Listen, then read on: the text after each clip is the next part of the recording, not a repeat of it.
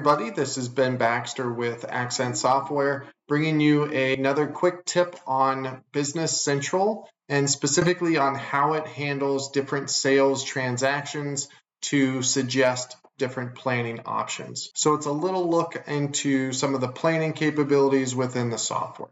To tell you some of the setup, we're going to be looking at a specific item.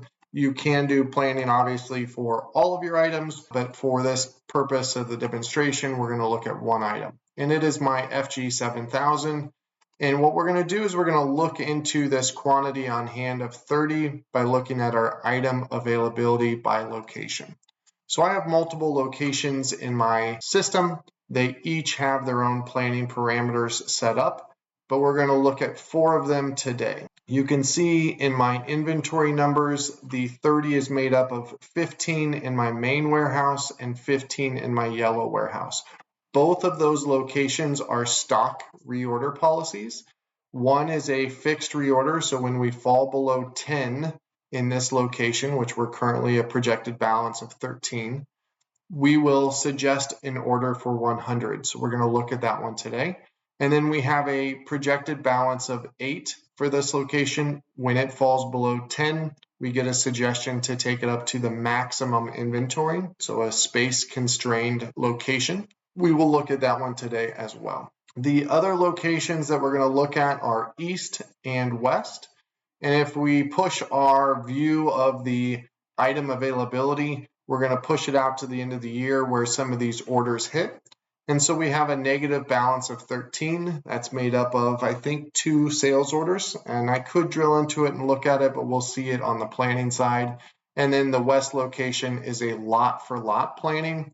And that one has a gross requirement of 12. So we're going to look at all 4 of those locations today and see how the system responds to the information. So the way I'm going to do this is I'm going to use my planning worksheet, which is available to anybody that has Business Central.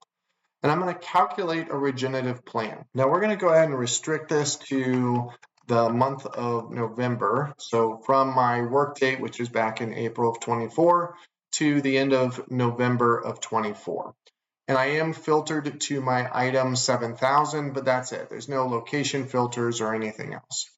And the reason I'm using this date is because some demand is a little bit further out. And so I want to just slow down the digestion of information. In our east location, we have 2 suggestions. They fall on different dates and they fall in different quantities.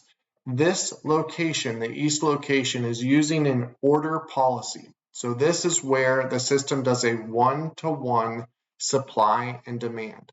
In my case, I have a sales order for 5, and we can actually see that within the system, the exact sales order, the quantity, the date that it's needed. And so I can see that quantity of 8. And then if I go up to my line for 5, I can see that's a different sales order, different date, different quantity. Now my west location is similar to my east location in that it is order-based planning. The difference is this location, where I'm getting a quantity suggestion for 10, is based on multiple orders being grouped together. So that's known as lot for lot planning. The difference is that I have an order multiple of 10. So when I buy from my west location, this lot for lot planned location, it looks to buy in quantities of 10. So maybe I get a vendor discount at this location when I buy in multiples of 10. So I have that set up. So even though there's only demand of 5, it's going to order 10, and I'll have 5 sitting in inventory ready for future sales. And that's going to come into play when I open up my planning in just a second. So then the last one is my yellow location. You see a suggestion for 42. This is my max inventory location. So I have a space constraint where I can only have so many items of this particular item available in inventory. So we're falling below our reorder point of 10. This is the one that had 15 on hand, and we had an order that took us down to a quantity of 8.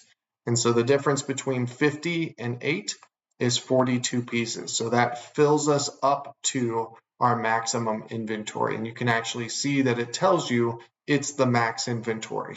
This number will be variable. You might want to use some order modifiers to adjust that and keep that similar to what you do with lot for lot planning, where I could say order in batches of 10. So we're going to jump ahead and we're going to now say, let's plan through the end of the year.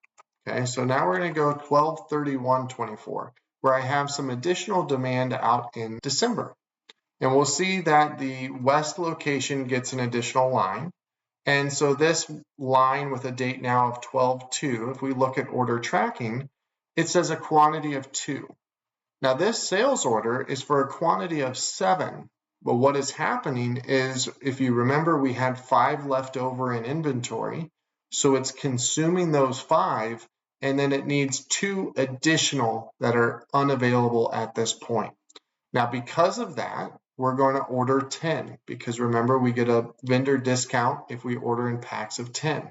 Now, I don't have to do that, but the system is going to suggest that for me to try to maximize our purchase capability. So it's giving me that suggestion without me thinking about it. And then the other new line on here is our main location. So this is, again, it had quantity of 15 on hand. Originally, there were only 2 being consumed, so we were still above our reorder threshold. But then in December, we got another order, and so now we're falling below our reorder point of 10, and you can see we're ordering 100. So our reorder quantity, which is a fixed amount, regardless of how many we have on hand, we're going to order 100. And so it's not truly a sales-based demand, although sales is what took us below our reorder point.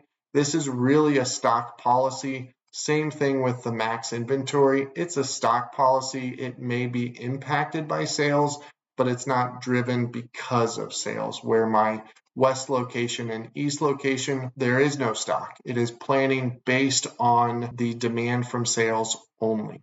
Now, there is an ability to control lot for lot planning to include a stock level. If you want to get into that, that's a different discussion. We'll do those one-on-one. If you like what you've seen here, you're interested in learning more about how planning can help, how you can refine your existing planning to get better suggestions, that's something we specialize in. So at Accent Software, we cater to manufacturing businesses, people that typically build product, but the MRP side of things is also a big component of what we do.